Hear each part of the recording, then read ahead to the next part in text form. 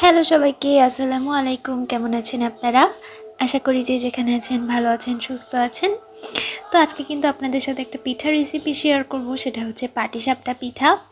তো পাটিসাপটা পিঠার জন্য আমরা প্রথমে পোলাওয়ের চালগুলা ভিজিয়ে রেখেছি। এটা চিনি গুঁড়া পোলাওয়ের চাল, আপনারা আতপ চালও নিতে পারেন, কিন্তু আমরা একটু সুগন্ধির জন্য একটু পোলাও চাল ইউজ করেছি। আর এখানে নিয়েছি চিনি, আর নিয়েছি হলো ফুল ক্রিম দুধ, প্রাণের দুধ। তো আপনারা চাইলে খাঁটি গরুর দুধ দিলে তো আর কোনো কথাই নেই। তো আমরা এখন চালটা যে ভিজিয়ে রেখেছি 6-7 ঘন্টা, সেটাকে একটা ব্লেন্ডারে নিয়ে কিছু পানি দিয়ে আমরা এটাকে ব্লেন্ড করে নিব। যেহেতু এটা আমরা লিকুইডভাবে গোলাবই, সেহেতু আমরা পানি দিয়েই আমরা ব্লেন্ড করে নিব, তাহলে ভালো হবে। তো আমরা একটা মিক্সিং জারে ব্লেন্ড করে নিব একটু পানি দিয়ে।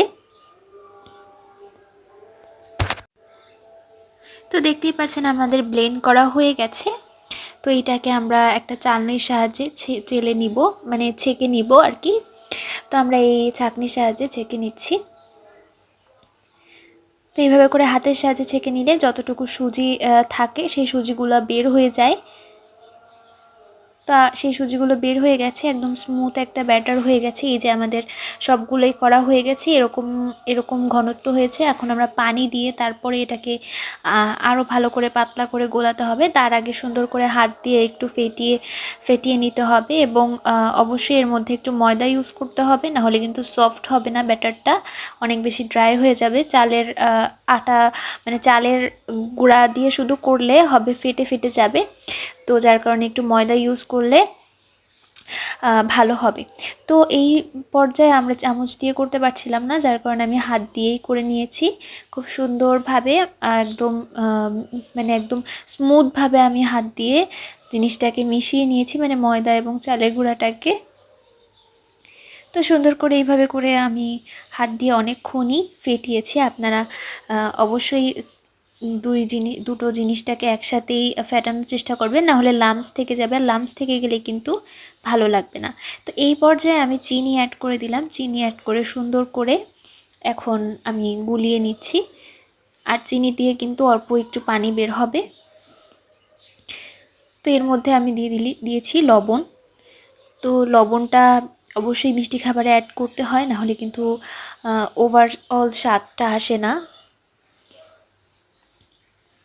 এই পর্যায়ে এখন আমরা পানি অ্যাড করছি।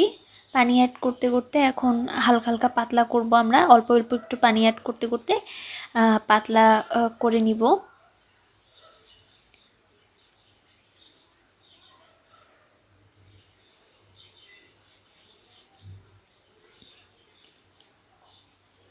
এখন কিন্তু অনেকটাই ঘন পর্যায়ে আছে, অল্প অল্প করে পানি দিয়ে দিয়ে পাতলা করে নিব।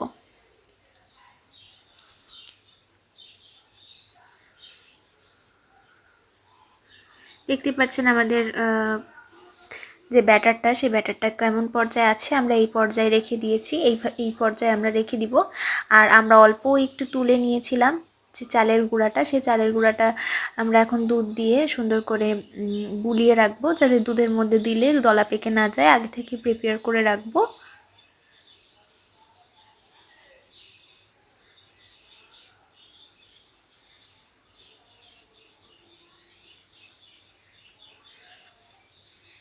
তো এখন আমরা ওটা প্রিপেয়ার করে দুধটা সুন্দর করে জ্বালিয়ে নিব।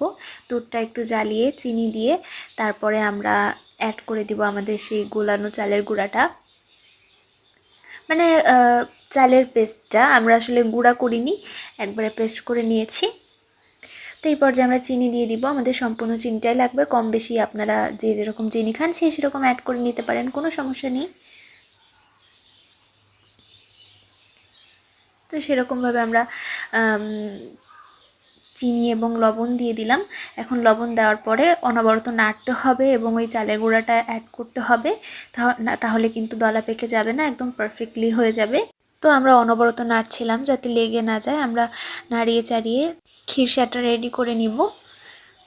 তো এখন আমাদের অনেকটাই লিকুইড আছে, আমরা আরেকটু গাঢ় করে নিব। এই যে এই পর্যায়ে আমরা চুলাটা অফ করে দিয়েছি এবং নামিয়ে নিচ্ছি। তো এই যে আমাদের খিরসাটা রেডি। এখন আমরা মেইন পার্টে চলে যাব। তো এই যে আমরা গুঁড়াটা দিয়ে খুব তাড়াতাড়ি এটাকে ঘোরাতে হবে, আর যেহেতু আমাদের পারফেক্টলি ছোট তাওয়াটা নাই যার কারণে আমাদের মানে গোলটা একটু কম ভালো হয়েছে। তো আপনারা এটা একটু ম্যানেজ করে নিন। কিন্তু এ বাদে আর কোনো মানে প্রবলেম হয়নি, সব একদম ঠিকঠাকই ছিল। এইভাবে করে জাস্ট রোল করে নিলে আমাদের পাটিসাপটা একদম পারফেক্টলি রেডি হয়ে যাবে। শেপ বা আকার কোনোটাই কোনো প্রবলেম হয়নি, একদম পারফেক্টলি হয়ে গেছে। আপনারা একদম সেম টু সেম, আপনাদের কাছে একটু ছোট তাওয়া থাকলে আপনারা সেই ছোট তাওয়ায় ট্রাই করবেন, অবশ্যই বড় তাওয়ায় ট্রাই করবেন না, তাহলে আমাদের মতো এরকম গোলটা একদম পারফেক্ট হবে না। মানে আমরা খুব চেষ্টা করছিলাম গোলটা একদম পারফেক্ট করার জন্য, তো হচ্ছিলই না, শুধু ছড়িয়ে ছড়িয়ে যাচ্ছিল। তো যাই হোক, কোনো ব্যাপার না, এটা ডোটা একদম পারফেক্টলি হলে বা খিরসাটা একদম পারফেক্টলি হলে এটা কোনো ম্যাটার করে না। সুন্দর, আমাদের কোনো প্রবলেমই হচ্ছিল না, শুধু ওই গোলটাই গোল হচ্ছিল না, কিন্তু পাটিসাপটার আকারে বা কোথাও কোনো সমস্যা হয়নি। তো এইভাবে করে আমরা এরকমভাবে সবগুলাই করে নিয়েছি।